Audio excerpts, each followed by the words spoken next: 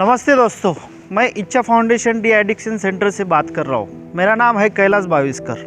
दोस्तों, पिछले एपिसोड में आपने एक मुलाकात ली हमने, तो आपने देखा कि उन्होंने अपनी पूरी हिस्ट्री आपके सामने रखी और काफ़ी लोगों ने उसको सराहा, उसको देखा और हमें बहुत सारे मैसेजेस आए जहाँ पे लिखा था कि आप जो काम कर रहे हो वो बहुत ही अच्छा काम कर रहे हो, इससे लोगों को बहुत फ़ायदा मिलेगा। हर घर में एक ऐसे बहुत सारे किस्से होते हैं कि कोई ना कोई एडिक्ट होता है और वहाँ तक ये जानकारी जाएगी, इससे बहुत फ़ायदा मिलने वाला है लोगों को कि पेशेंट की पूरी सच्चाई उनको पता चलेगी, किस वजह से वो एडिक्ट होते हैं और कैसे वो उसके बाहर निकलते हैं। तो दोस्तों, इस बार भी हम ये सेकंड एपिसोड आपके सामने रखने वाले हैं, जहाँ पे इच्छा फाउंडेशन का एक मेंबर आपके सामने आएगा और वो अपनी पूरी हिस्ट्री आपके सामने रखेगा।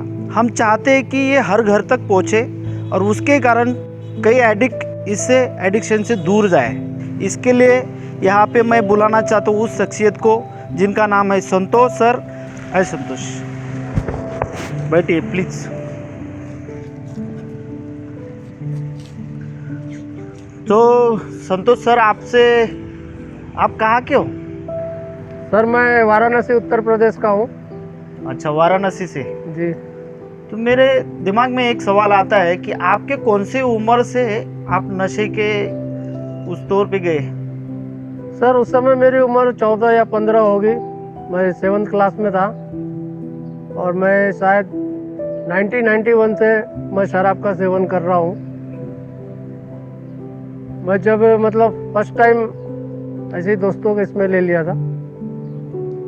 तो शुरुआत आपकी बहुत कम उम्र में से चालू हुआ जी। तो आप शराबी पीने लग गए कि उसके साथ में और कुछ नशा करते थे? सर, पहले तो एडिक्शन मेरे ज़िंदगी में बीड़ी सिगरेट ये सब आया। फिर मैं शराब को पीना शुरू करा।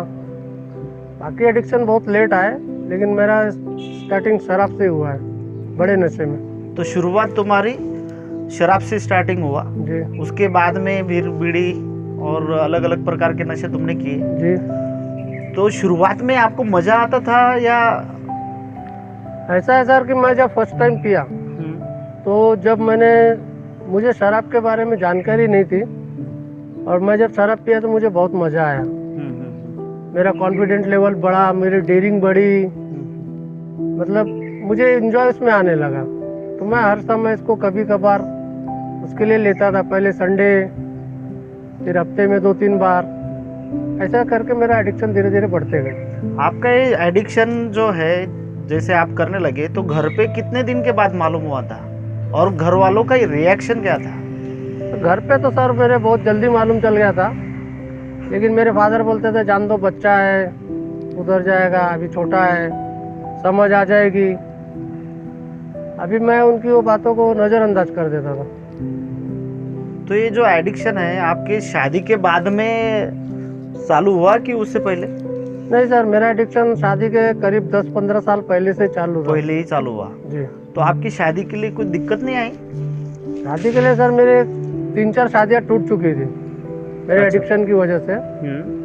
फिर ये जो मेरी शादी जुड़ी, ये भी मेरी शादी तय होने के बाद 2-3 बार टूट चुकी, लेकिन फिर फैमिली ने, भाई लोग ने मेरे संभाला उसको। फिर मेरी शादी तब जाके हुई है। तुम्हारी शादी करने के बाद तुम्हारी वाइफ को कब पता चला ये सब? सर, वो मैं स्टार्टिंग ही बता दिया था, शादी के पहले ही बोल दिया था। तो आपने बता दिया? जी। तो उसके ऊपर उनका रिएक्शन क्या था? अब मैंने उनको थोड़ा झूठ बोला था सर। हाँ। कि मैं कभी कभार पीने वाला हूँ। उनको रियलिटी नहीं मानती कि मैं हार्ड ड्रिंकर हूँ करके। मैं बहुत ज़्यादा पीने वाला हूँ। मेरी शादी जब नज़दीक आई तब उनको पता चल गया। बड़े भाई लोग और थोड़ा जो हमारे बड़े बुजुर्ग थे, उन्होंने बोले शायद शादी के बाद सुधर जाएगा, अकेला रह रहा है। तो उसमें इस मामले में शादी हुई, लेकिन मैं एडिक्शन से बाहर निकला नहीं, मेरा चलते ही रहा। तो जब भी आपकी शराब, जो भी नशा आप करते थे जी, तो नशे से आपको कौन से ऐसे एहसास हुए कि वो करके तुमको अच्छा मिला या बुरा मिला? सर, जब मैं नशा कर रहा था शुरुआत में, मुझे लग रहा था बहुत अच्छी चीज़ है वो। मुझे बहुत मजा आता था। कोई भी काम मैं ना नहीं करता था, मैं कोई भी काम में इन्वॉल्व हो जाता था। स्पोर्ट्स में भी मेरा बहुत अच्छा था, लेकिन मैं ड्रिंक करके उसको भी खेलना शुरू कर दिया। मेरा इतना डेयरिंग बहुत बढ़ जाता था। जब मेरी शादी हुई 2009 में, तब तक मैं ड्रिंक के मामले में कोई प्रॉब्लम नहीं थी मेरे, ना फैमिली को ना मुझे।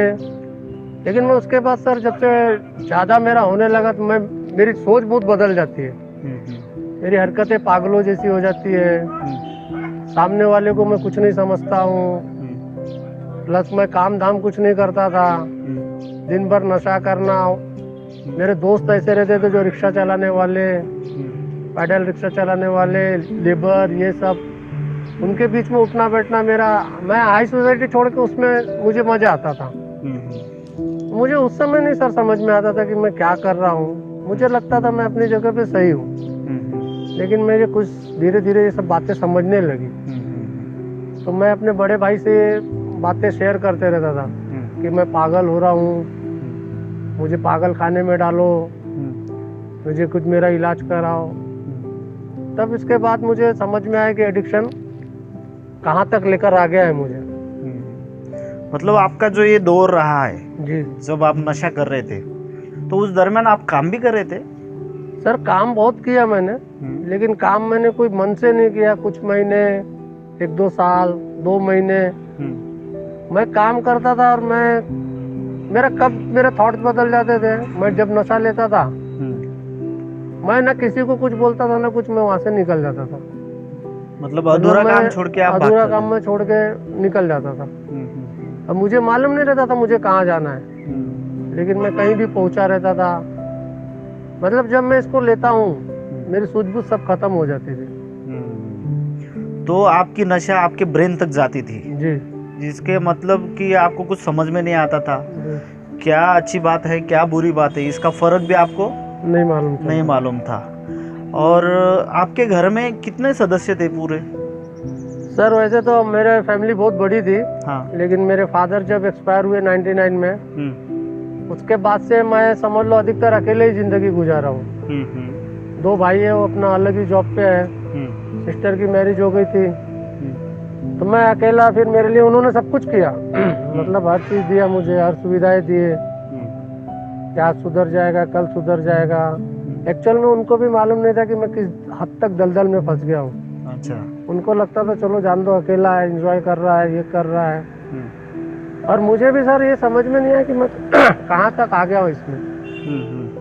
मैंने भी मस्तीबाजी में, हंसी मजाक में, थोड़ा लोगों को दिखाने के लिए, इस सबसे मैं बढ़ते गया। मुझे अंदाजा भी नहीं था कि मैं यहाँ तक पहुँच जाऊँगा।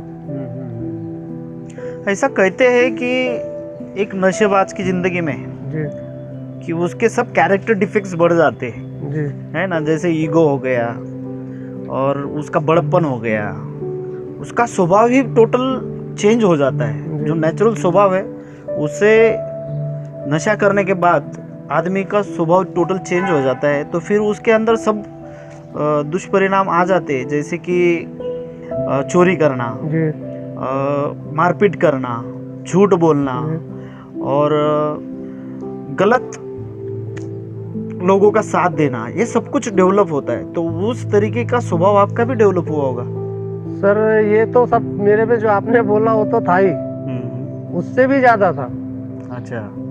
मतलब मैं कुछ काम धाम तो करता था नहीं, लेकिन मेरा ईगो ऐसे आसमान पे रहता था कि मेरे सामने कोई भी बैठा हो व्यक्ति, उसकी इज्जत नहीं करना, बातें करना उल्टी चीज। मतलब कैरेक्टर डिफेक्ट बिल्कुल मैं जैसा अभी हूँ इसका बिल्कुल अपोजिट हो जाता है।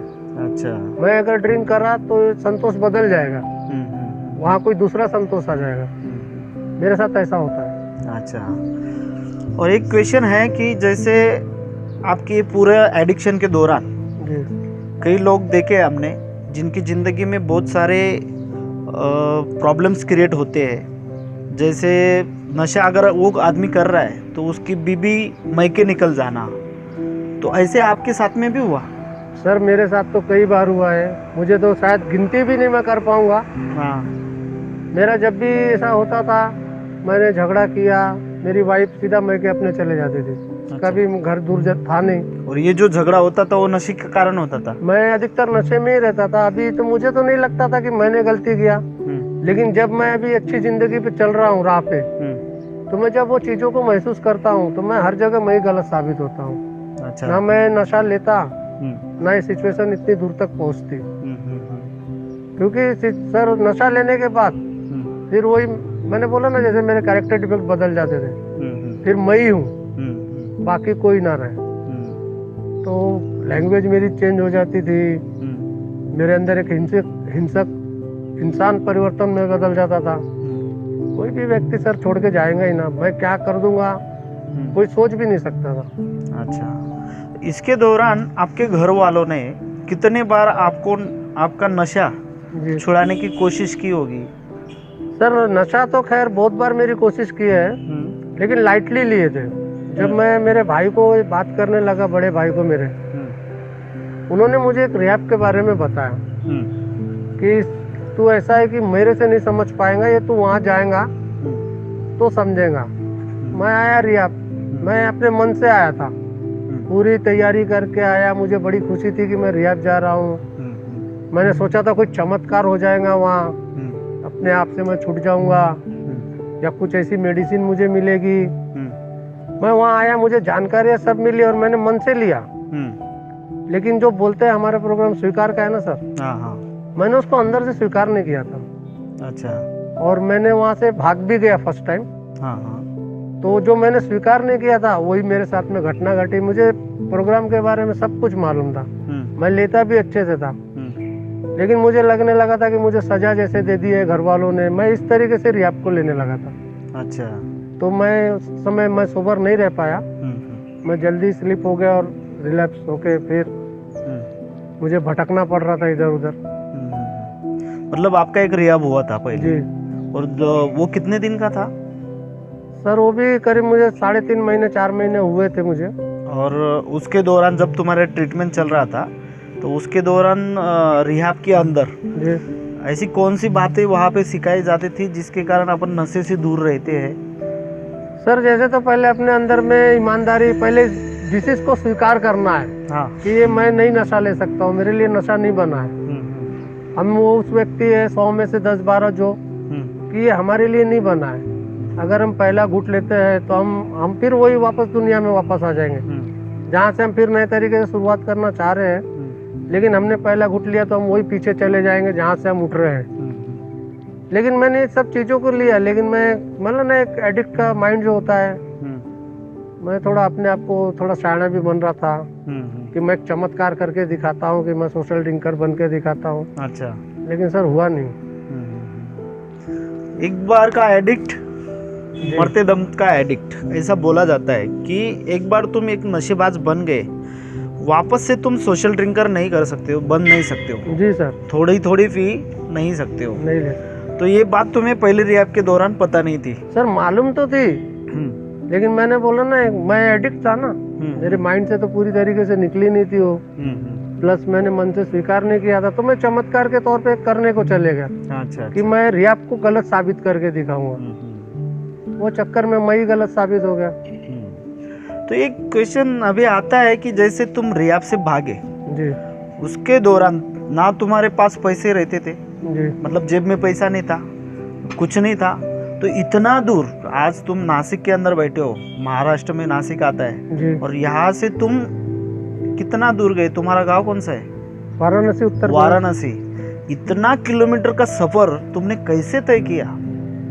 सर अभी जब मैं यहाँ से निकला तो मैं डायरेक्ट वाराणसी नहीं गया। हाँ। मैं बहुत जगह इधर उधर विदाउट टिकट घूमा। अच्छा। रास्ते में दारू भी पी रहे थे। क्या फ्रेंड सर्कल आदमी बना लेता ना, दोस्तों की मदद मिल जा रही थी, या फिर जीत मेरे साथ में चल रही थी।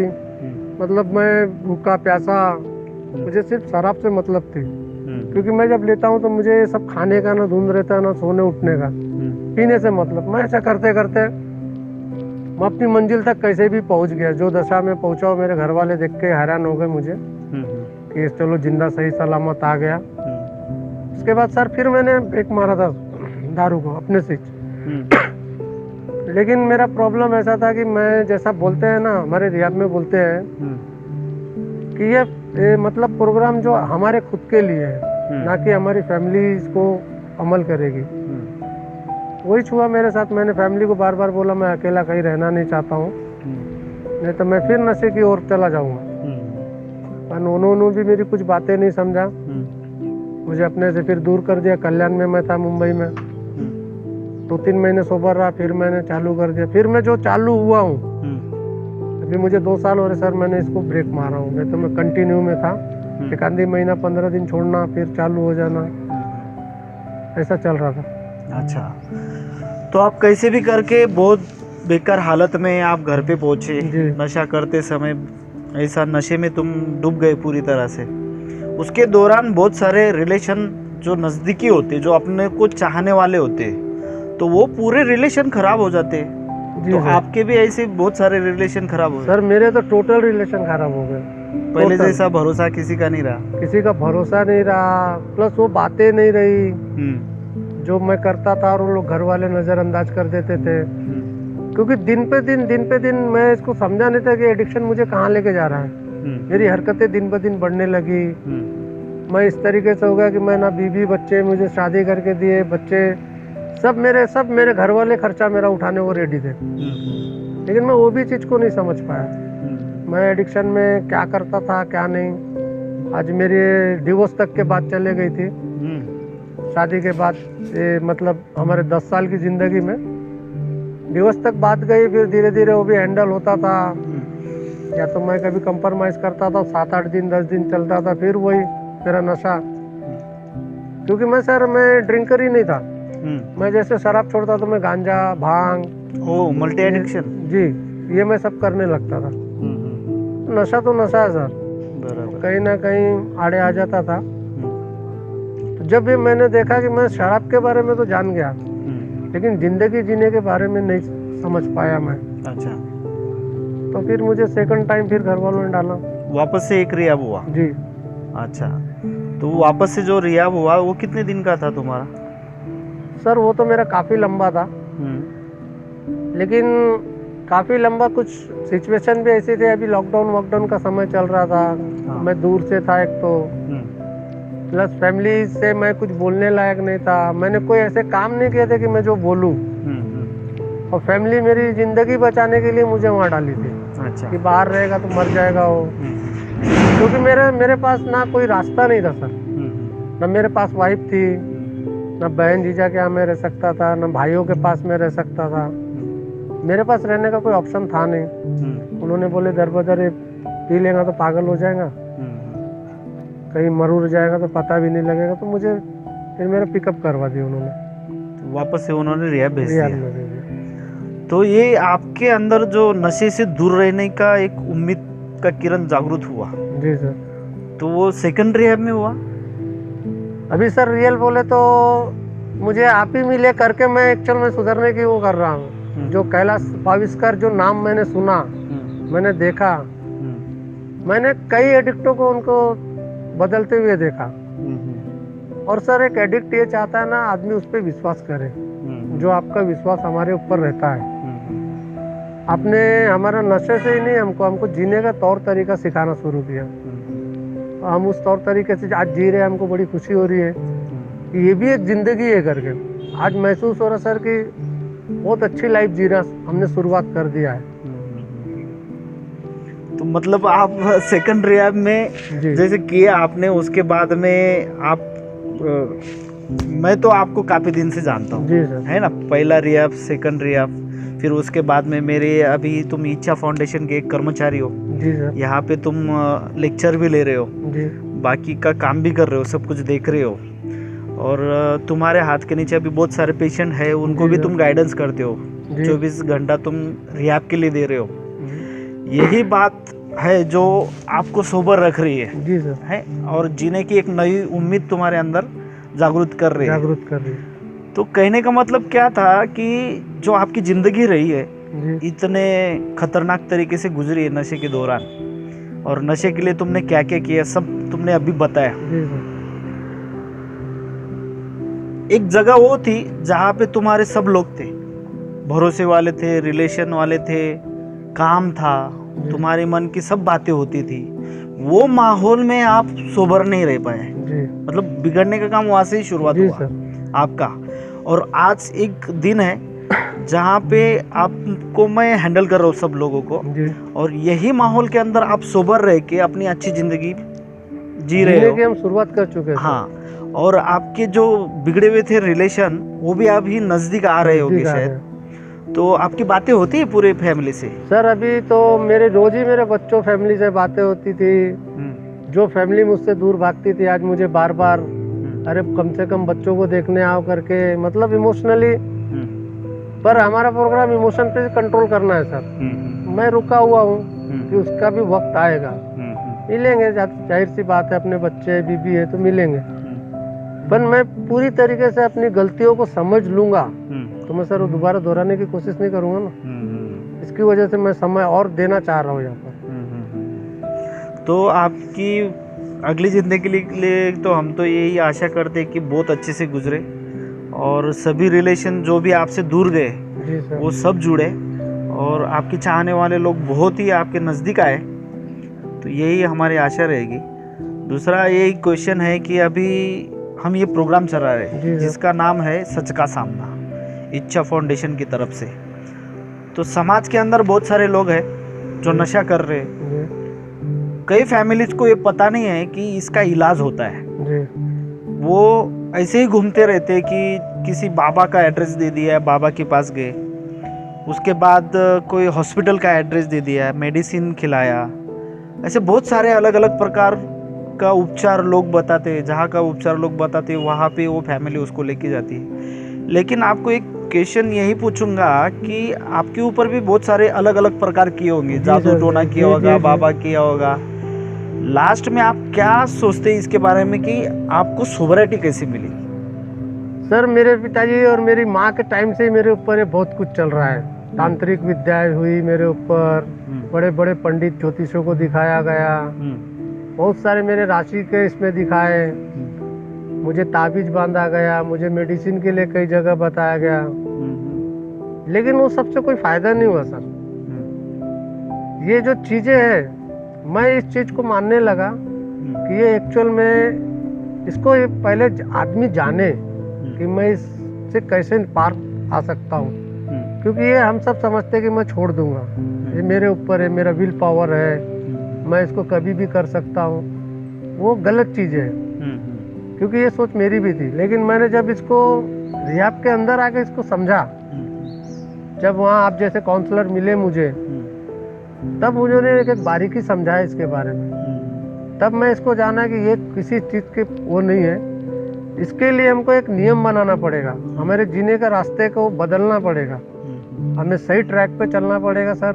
लाइफ अपने आप इंजॉय वाली हो जाएंगी जैसी अभी हमारी चल रही है। अभी आपके अंडर में तो सर जितने भी स्टाफ है सर, आपके सब आप ही से सीखे हुए लोग हैं, और सबकी लाइफ अच्छी चल रही। सबकी लाइफ में कुछ ना कुछ धीरे धीरे चमत्कार होते जा रहे हैं सर। सही बात है, यही चमत्कार हर किसी की जिंदगी में हो जी। तो ये प्रोग्राम की जो चल रहा है अपना सच का सामना, हमारा उद्देश्य है कि किसी के मन को ठेस ना पहुंचाना जी। और किसी को बदनाम नहीं करना। ये प्रोग्राम में तो आप खुद से आए। जी सर। आप मेरे पास आने के बाद में आप ही ने बोला कि सर मैं दुनिया के सामने मेरा जो हिस्ट्री है वो रखना चाहता हूँ। और ये जो बात तुमने की तो ये दुनिया को एक सबक सिखाने के लिए किया? नहीं सर, मैं दुनिया को ये बताना चाहता हूँ, मेरे जैसे बहुत सारे दुनिया में लोग घूम रहे हैं जिनको इसके बारे में नॉलेज नहीं है। अगर ऐसी कोई पीड़ित व्यक्ति है तो वो संपर्क करे, उसकी फैमिली संपर्क करे, फैमिली काउंसलर से बात करे, खुद उनको समझ में आएगा। क्योंकि हम एक अंधविश्वास दुनिया में जी रहे हैं। भारत में सबसे ज्यादा अंधविश्वास चलता है, तो वो या तो ज्यादा दुलार हो जाएगा प्यार, या तो फिर अंधविश्वास पे वो टिके रहेंगे। अगर सही समय पे सही व्यक्ति अगर आ जाए रियाब में सर, तो शायद वो मेरे जैसी लाइफ अपनी खराब ना कर ले। यही मेरी गुजारिश है लोगों से। इसकी वजह से मैं बोला कि सर मेरी कहानी आप सामने उजागर कीजिए, मैं आपको रिक्वेस्ट किया। देखो संतोष सर, इसके लिए तो बहुत दम लगता है, क्योंकि ये बहुत सिंपल बात नहीं है। दुनिया के सामने आने के लिए आदमी पहले एक उसके अंदर से ही सच्चाई होनी चाहिए जी कि जो चीज़ मुझे वापस से नहीं करनी है, तो भले मैं जो था वो सब दुनिया के सामने आ जाए। हर घर में ये प्रॉब्लम चल रहा है और ये सब प्रॉब्लम का सोल्यूशन अगर चाहते हो आप, तो ये सच्ची घटना पे आधारित जो अपना ये प्रोग्राम चल रहा है सच का सामना, ये हर वो व्यक्ति तक पहुँचे जो नशे से दूर रहना चाहता है। जी सर। और अगर एक देखते हैं अपन, दुनिया में कमाने वाले बहुत लोग हैं। अभी अपने रियाब में तो रस्ते वाला आदमी भी है और महिलों वाला आदमी महिलों भी वाला है ना। जी तो ये प्रॉब्लम सब जगह पे फैल रहा है और इतनी बड़ी तौर पे फैल रहा है कि छोटे छोटे बच्चे भी इसके शिकारी बन रहे हैं। जी 12-12, 13-13 साल के लड़के आपको रेलवे स्टेशन के बाहर मिल जाते हैं कुछ ना कुछ नशा करते समय। और 12 साल से लेके 70 साल की उम्र तक सभी लोग नशे में डूबे हुए हैं। और इसके ऊपर बहुत सारे लोग जो काम करना चाहते हैं लेकिन वो दुनिया के सामने नहीं आते, नहीं खुल के नहीं आते।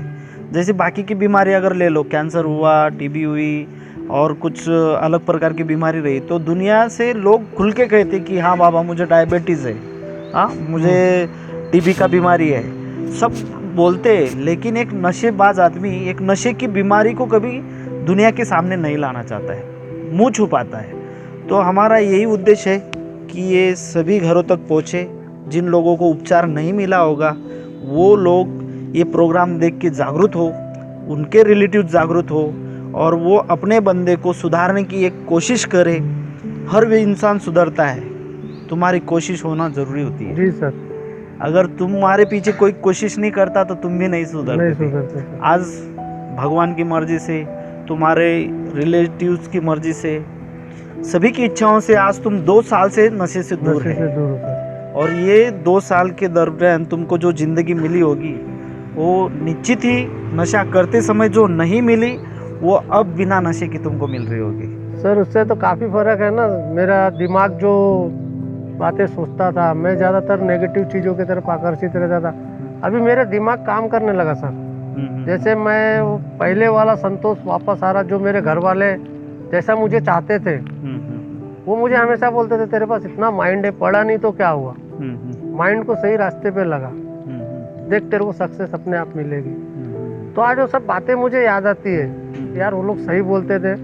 मैंने अपनी साला इतनी सारी जिंदगी, इतने साल की मैंने नशे के पीछे बर्बाद कर दिया। एक नशा सर, एक नशे की वजह से मैं इतना, ना मैं जी रहा था अच्छे से ना मैं मर रहा था। मेरे साथ साथ मैं अपनी फैमिली से लेके मैं अपने समाज तक को, अगल बगल के लोगों तक को मैंने तंग करा। जो चीज़ें मुझे उस समय नहीं आज समझ में आ रही, मेरी भी यही जनता से गुजारिश रहेगी कि जो बच्चे या जो माँ बाप हिचकिचा रहे कि मेरा बेटा बेवड़ा नहीं है या मेरा बेटा ड्रगिस्ट नहीं है, उनको ये सब झिझक छोड़ के एक अपना साधारण सा रिहाब में इलाज के लिए एक टाइम तो सर लाना चाहिए कम से कम। ये मेरी वो लोग से गुजारिश है जो मेरे जैसे पीड़ित है। ये कोई बहुत बड़ी बीमारी या कोई ऐसी बीमारी नहीं है जो हम समाज से छुपाए। जब तक हम इसको सामने नहीं लाएंगे तब तक ये बीमारी का हमको कुछ पता ही नहीं चलेगा। और जब मैं सामने लाऊंगा तभी मुझे सर उसका इलाज मिलेगा ना। सही बात। और एक क्वेश्चन आता है संतोष जी कि जैसे अपन यहाँ पे अभी चर्चा कर रहे, तुम्हारा हिस्ट्री तो तुमने दुनिया के सामने पूरा रख दिया, तुम किस प्रकार से नशेबाज थे और वहाँ से तुम्हारी छुट्टी कैसी हो गई। अभी एक बात है, कई सालों से रिहाब सेंटर चल रहे हैं और रिहाब सेंटर के बारे में अभी चर्चाएं होने लग गई कि उपचार कम होता है, दबाव में ज़्यादा रखा जाता है, शिक्षाएं दी जाती है और अलग अलग प्रकार का ट्रीटमेंट किया जाता है, जिससे एक आध पेशेंट, जैसे तुम्हारा पहला रिहाब में हुआ कि तुम खुन्नस में चले गए थे, वैसे रिहाब में होते रहते, मारपीट करते हैं, बंदिश में रखा जाता है, जेल टाइप ट्रीटमेंट होती है, खाना अच्छा नहीं होता है, ये सब कुछ कंप्लेंट्स आ रहे हैं। और उस बात को भी पब्लिक डर रही कि बाबा अपना पेशेंट को रिहाब में डाले या और किसी जगह पे लेके जाए। तो आपके ख्याल से जो अपन ये रिहाब चला रहे इच्छा फाउंडेशन सेंटर, तो इसमें क्या डिफरेंस नज़र आ रहा है बाकी के रिहाब और ये रिहाब? सर डिफरेंस काफ़ी है। जो हमारे पास फ्रीडम है और रिहाबों में नहीं मिलता है। जो पेशेंट है उसे ऐसी यहाँ मतलब एक घुटन सी महसूस नहीं होती। जैसा मेरा फर्स्ट रिहाब था, मैंने बताया ना सर, मेरी इच्छाएं थी, मुझे खुशी थी, सब कुछ था, लेकिन जो मैंने वहाँ के रूल रेगुलेशन और जो पाबंदियां देखा उसकी वजह से मैं उस प्रोग्राम को लेने के बाद भी मैंने उसको स्वीकार नहीं किया। अभी हमारे पास फ्रीडम का प्रोग्राम है, आप प्रोग्राम भी लीजिए, जैसा एंजॉय करते हो वैसा करिए। 1-2 घंटा हमारे सब पेशेंट्स बाहर आते हैं, स्टाफ बाहर आता है खेलते, यहाँ तक कि आप सर खेलते हैं उनके साथ। तो यहाँ एक पेशेंट को ऐसा पेशेंट जैसा महसूस नहीं होता है, वो भूला रहता है। अगर सच में जिसको सुधरने की इच्छा होगी सर, तो वो बंदा बिल्कुल इस चीज़ को स्वीकार करेगा कि मैं जिस चीज़ के लिए आया हूँ, मेरा मकसद है, मेरी फैमिली का मकसद है, वो करके जाऊँगा। क्योंकि मैं यहाँ पर ना हमारा मारना पीटने का प्रोग्राम है, ना गाली गलौज का है। हाँ, कुछ बंदे ऐसे रहते हैं जिनको बोलना ज़रूरी हो जाता है, क्योंकि वो वातावरण को गंदा करने लगते हैं। तो ये तो सर थोड़ा बहुत रहता है। रिया भाई, इसको 100 पेशेंट है तो 100 टाइप के दिमाग है यहाँ। लेकिन जो आज़ादी है यहाँ, जो फ्रीडम हमारे पास मिल रहा है, जो हमारे पेशेंट्स का सामने से रिपोर्ट आ रही है, वो सब बेटर है। इससे चाहे बढ़िया हमको क्या चाहिए। तो ये प्रोग्राम सही है जी। ऐसे ही प्रोग्राम अगर रहा तो बहुत सारे लोग नशे के बाहर ये प्रोग्राम लेके जाएंगे और अपनी अच्छी ज़िंदगी जीतेंगे। जी सर। तो यही तो संतोष जी, ये सच का सामना में आप आए और आपने पूरी हिस्ट्री आपकी रखी दुनिया के लिए। उसके लिए तो पहले आपका बहुत बहुत धन्यवाद देता हूँ कि सच के सामना में आने के बाद ये सच्चाई रखना बहुत बड़ी बात होती है। तो नेक्स्ट टाइम और कुछ प्रोग्राम रहेगा तो ज़रूर आपको उस टाइम मैं बुलाऊंगा। तो थैंक यू हमारे प्रोग्राम में आने के लिए।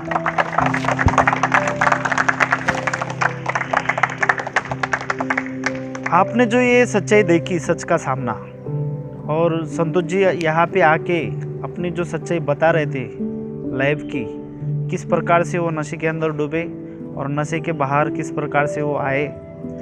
तो सभी से एक ही गुजारिश करता हूँ कि हर घर में एक बंदा है जो नशे के अधीन गया है और धीरे धीरे ये बीमारी वो फैला रहा है, उससे दूसरों को जाती है, दूसरों को से तीसरों को जाती है। और कितना भी कमाया हुआ धन हो, लेकिन नशे के अंदर अगर तुम डूब गए तो उस घर को बर्बाद होने से कोई बचा नहीं सकता। तो मैं यही कोशिश करूँगा कि अगले एपिसोड में ऐसी एक हस्ती को बुलाऊँगा और जो आपको और उसकी हिस्ट्री से कुछ पता चले कि अपना बंदा ही सेम कर रहा है, तो आप जल्दी से उसका इलाज कर सके, उसको सोबर बना सके। बस यही इच्छा फाउंडेशन नशा मुक्ति केंद्र से यही हमारी एक कोशिश रहेगी कि सच के सामने से आपके अंदर हम कुछ अवेयरनेस करें। थैंक यू, धन्यवाद।